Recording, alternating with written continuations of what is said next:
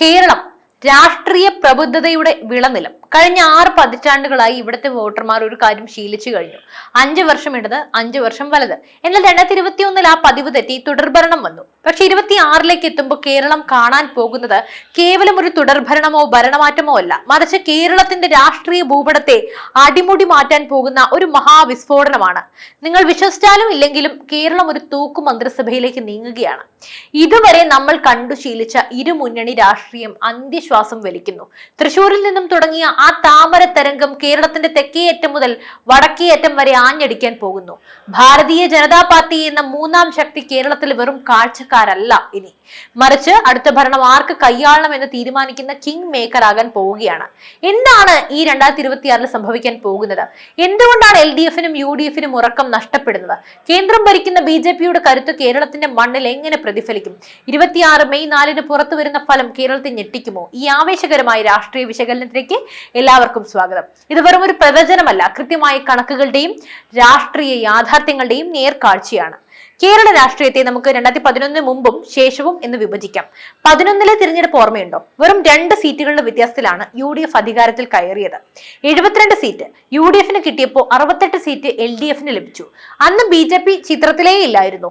അവരുടെ വോട്ട് വിഹിതം വെറും 6% താഴെയായിരുന്നു. എന്നാൽ ഇന്ന് കാലം മാറി. ഭാരതം ലോകത്തിന്റെ നെറുകയിൽ നിൽക്കുമ്പോൾ നരേന്ദ്രമോദി എന്ന ലോക നേതാവിന്റെ വികസന കാഴ്ചപ്പാടുകൾ കേരളത്തിലെ ഓരോ വീട്ടിലും ചർച്ചയാവുകയാണ്. 2024 ലോക്സഭാ തിരഞ്ഞെടുപ്പിൽ തൃശൂരിൽ സുരേഷ് ഗോപി നേടിയ വിജയം വെറും ഒരു അത്ഭുതമല്ല, മറിച്ച് കേരളം മാറ്റം ആഗ്രഹിക്കുന്നു എന്നതിന്റെ വ്യക്തമായ തെളിവാണ്. 2025 തദ്ദേശ തെരഞ്ഞെടുപ്പ് ഫലങ്ങൾ നോക്കാം. UDFും LDFും 7 ജില്ലാ പഞ്ചായത്തുകൾ വീതം നേടി ഒപ്പത്തിനൊപ്പം നിൽക്കുന്നു. ഈ ടൈ അവസ്ഥ സൂചിപ്പിക്കുന്നത് 26 ഒരു മുന്നണിക്കും വ്യക്തമായ ആധിപത്യം ഉണ്ടാകില്ല എന്നാണ്. പക്ഷെ 2011 നിന്നും വ്യത്യസ്തമായി ഇത്തവണ ഇടതിനും വലതിനും ഇടയിൽ ഒരു കരുത്തനായ മൂന്നാം കക്ഷിയുണ്ട്. അത് BJP ആണ്. എന്തുകൊണ്ടാണ് BJP ഇത്തവണ കേരളത്തിൽ നിർണായകമാകുന്നത്? അതിന് പ്രധാനമായിട്ടും 3 കാരണങ്ങളുണ്ട്. ഒന്ന്, മോദി പ്രഭാവവും വികസന അജണ്ടയും. വന്ദേ ഭാരത് ട്രെയിനുകൾ, ഗെയിൽ പൈപ്പ് ലൈൻ, വികസിത ദേശീയ പാതകൾ. കേരളം ഇത്രകാലം സ്വപ്നം കണ്ട വികസനം യാഥാർത്ഥ്യമാക്കിയത് കേന്ദ്ര സർക്കാരാണ്.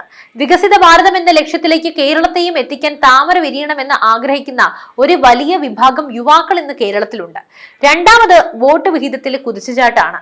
10% താഴെ നിന്നിരുന്ന വോട്ട് ഷെയർ ഇന്ന് 20% മുകളിലേക്ക് വളർന്നു കഴിഞ്ഞു.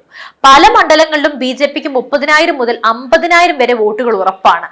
ഇത് വിജയത്തിലേക്കുള്ള ദൂരം കുറയ്ക്കുന്നു. മൂന്നാമത്, ത്രികോണ മത്സരം. മുമ്പ് BJP പിടിക്കുന്ന വോട്ടുകൾ ആരെ ബാധിക്കുമെന്നായിരുന്നു ചർച്ച. എന്നാൽ ഇന്ന് BJP സ്വന്തമായി വോട്ട് ബാങ്ക് രൂപീകരിച്ചു കഴിഞ്ഞു. തിരുവനന്തപുരം, വട്ടിയൂർക്കാവ്, നേമം, കഴക്കൂട്ടം, ആറ്റിങ്ങൽ, പാലക്കാട്, മഞ്ചേശ്വരം എന്നിവിടങ്ങളിൽ BJP 1ാം സ്ഥാനത്തോ 2ാം സ്ഥാനത്തോ എത്താൻ പോവുകയാണ്. BJP ഒരു 5 മുതൽ 10 വരെ സീറ്റുകൾ നേടിയാൽ എന്തായിരിക്കും അവസ്ഥ? 140 അംഗ സഭയിൽ ഭൂരിപക്ഷത്തിന് 71 സീറ്റ് വേണം. BJP 10 സീറ്റ് പിടിച്ചാൽ ബാക്കി 130 സീറ്റുകളിൽ നിന്ന് വേണം LDFനോ UDFനോ 71 തികയ്ക്കാൻ. നിലവിലെ രാഷ്ട്രീയ സാഹചര്യം വെച്ച് ഇത് അസാധ്യമാണ്. അവിടെയാണ് തൂക്കു മന്ത്രിസഭ എന്ന യാഥാർത്ഥ്യം പിറക്കുന്നത്. കേരളത്തിലെ തിരഞ്ഞെടുപ്പ് ഇത്തവണ സംസ്ഥാന വ്യാപകമായ ഒരു തരംഗത്തിലല്ല പ്രവർത്തിക്കുന്നത്, മറിച്ച് ഓരോ മണ്ഡലവും ഓരോ രാഷ്ട്രീയ യുദ്ധഭൂമിയാണ്. തലസ്ഥാന ജില്ലയിൽ BJPയുടെ കരുത്ത് ചോദ്യം ചെയ്യപ്പെടാനാവാത്തതാണ്. നിയമവും വട്ടിയൂർക്കാവും തിരുവനന്തപുരം സെൻട്രലും ഇത്തവണ BJP പിടിച്ചെടുക്കാൻ സാധ്യതയുള്ള മണ്ഡലങ്ങളാണ്. ഇവിടെ വോട്ടുകൾ 3ആയി ഭിന്നിക്കുമ്പോൾ വിജയം BJPയുടെ പക്കലേക്ക് എളുപ്പത്തിലെത്തും. ഇനി പാലക്കാടേക്ക് വരാം. ശ്രീധരൻ തുടങ്ങി വെച്ച ആ മുന്നേറ്റം ഇത്തവണ പൂർണ്ണമാകും. നഗരസഭ ഭരിക്കുന്ന BJPക്ക് നിയമസഭയിലേക്കുള്ള ദൂരം വളരെ കുറവാണ്. ശോഭാ സുരേന്ദ്രൻ ഏകദേശം ഉറപ്പിച്ച മട്ടാണ്. കാസർഗോഡേക്ക് വന്നാൽ മഞ്ചേശ്വരത്തും കാസർഗോഡും BJPക്ക് ലഭിക്കുന്ന വോട്ടുകൾ UDFന്റെ കോട്ടകൾ തകർക്കുന്നവയാണ്. സുരേന്ദ്രൻ അത് പിടിച്ചു. തൃശൂർ ലോക്സഭാ തിരഞ്ഞെടുപ്പിലെ ആവേശം നിയമസഭയിലേക്കും തുടരും. തൃശൂർ ടൗണിലും മണലൂരിലും ഇത്തവണ കടുത്ത മത്സരമാണ് നടക്കാൻ പോകുന്നത്. ഇതൊന്നും കൂടാതെ പത്തനംതിട്ടയിലെ ആറന്മുള, തിരുവല്ല തുടങ്ങിയ മണ്ഡലങ്ങളിലും BJP നിർണായകമായ വോട്ട് വിഹിതം സ്വന്തമാക്കും. ഈ മണ്ഡലങ്ങളിലെല്ലാം BJP ജയിച്ചിട്ടില്ലെങ്കിൽ പോലും 2ാം സ്ഥാനത്തെത്തുന്നതിലൂടെ അവർ 3ാം സ്ഥാനത്തുള്ള മുന്നണിയെ തകർക്കും. ഇത് അത്യന്തികമായി ഭൂരിപക്ഷം എന്ന മാന്ത്രിക സംഖ്യയിലേക്ക് ആരെയും എത്തിക്കില്ല. ഇടതുപക്ഷത്തിന് ഇത്തവണ വലിയ തകർച്ച ഉണ്ടാകില്ല എന്ന് ചിലർ വാദിക്കുന്നു. അതിന് കാരണമായി പറയുന്നത് മന്ത്രിമാരുടെ വ്യക്തിപരമായ സ്വീകാര്യതയാണ്. ശരിയാണ്, സജി ചെറിയാനോ മുഹമ്മദ് റിയാസോ VN വാസവനോ സ്വന്തം മണ്ഡലങ്ങളിൽ ശക്തരായിരിക്കാം. എന്നാൽ ഭരണവിരുദ്ധ വികാരം എന്നത് വ്യക്തികൾക്ക് എതിരെയല്ല, മറിച്ച് സിസ്റ്റത്തിനെതിരെയാണ്. കേരളത്തിന്റെ സാമ്പത്തിക തകർച്ച, പിൻവാതിൽ നിയമനങ്ങൾ, അഴിമതി ആരോപണങ്ങൾ, ശബരിമല സ്വർണ്ണക്കൊള്ള, ഇവയെല്ലാം വോട്ടർമാരുടെ മനസ്സിലുണ്ട്. എന്നാൽ ഈ വോട്ടുകൾ UDF-ലേക്ക് മാത്രം പോകില്ല എന്നതാണ് ഇത്തവണത്തെ ട്വിസ്റ്റ്. UDF-ന്റെ വിശ്വാസ്യതയിലും വോട്ടർമാർക്ക് നല്ല സംശയമുണ്ട്. അവിടെ എപ്പോഴും തമ്മിൽ തല്ലാണല്ലോ. ഈ ഒരു ശൂന്യതയിലേക്കാണ് BJP കടന്നു വരുന്നത്. LDF-ഉം UDF-ഉം ഒരേ നാണയത്തിന്റെ രണ്ട് വശങ്ങളാണ് എന്ന BJPയുടെ പ്രചാരണം ജനങ്ങളും ഏറ്റെടുത്തു കഴിഞ്ഞു. അതുകൊണ്ട് തന്നെ അതൃപ്തിയുള്ള വോട്ടർമാർ BJPയെ ഒരു ബദലായി കാണുന്നുണ്ട്. നിഷ്പക്ഷ വോട്ടർമാർ ഇന്ന് BJPയെ പിന്തുണയ്ക്കുന്നു എന്നാണ് നമുക്ക് മനസ്സിലാക്കാൻ സാധിക്കുന്നത്. ഇതും വലിയൊരു ചോർച്ചയ്ക്ക് കാരണമാകും. നമ്മൾ കേരളത്തെ കുറിച്ച് മാത്രം ചിന്തിക്കുമ്പോൾ ഭാരതത്തിന്റെ ആകെത്തുക മറന്നു പോകരുത്. ഇന്ന് ലോകം ഇന്ത്യയെ നോക്കുന്നത് അത്ഭുതത്തോടെയാണ്. ഡിജിറ്റൽ പേയ്മെന്റ് മുതൽ ബഹിരാകാശ ഗവേഷണം വരെ ഇന്ത്യ ഒന്നാം സ്ഥാനത്താണ്. ഈ ദേശീയ വികാരം കേരളത്തിലെ പ്രബുദ്ധരായ യുവാക്കളെയും സ്വാധീനിക്കുന്നുണ്ട്. ദേശീയപാത 66ന്റെ വികസനം നേരിട്ട് കാണുന്ന ഒരു മലയാളിക്ക് കേന്ദ്ര സർക്കാരിന്റെ പ്രവർത്തനത്തെ തള്ളിക്കളയാനാകില്ല. എയിംസ് പോലെയുള്ള വലിയ പദ്ധതികൾ കേരളത്തിന് ലഭിക്കാൻ സംസ്ഥാനം ഭരിക്കുന്ന പാർട്ടിയും കേന്ദ്രം ഭരിക്കുന്ന പാർട്ടിയും ഒന്നാകണമെന്ന ചിന്ത കേരളീയരിൽ ശക്തമാണ്. ഈ ചിന്താഗതിയാണ് BJPക്ക് കരുത്താകുന്നത്. ഡബിൾ എഞ്ചിൻ സർക്കാർ എന്ന ആശയം കേരളത്തിലും ചർച്ചയാകുന്നു.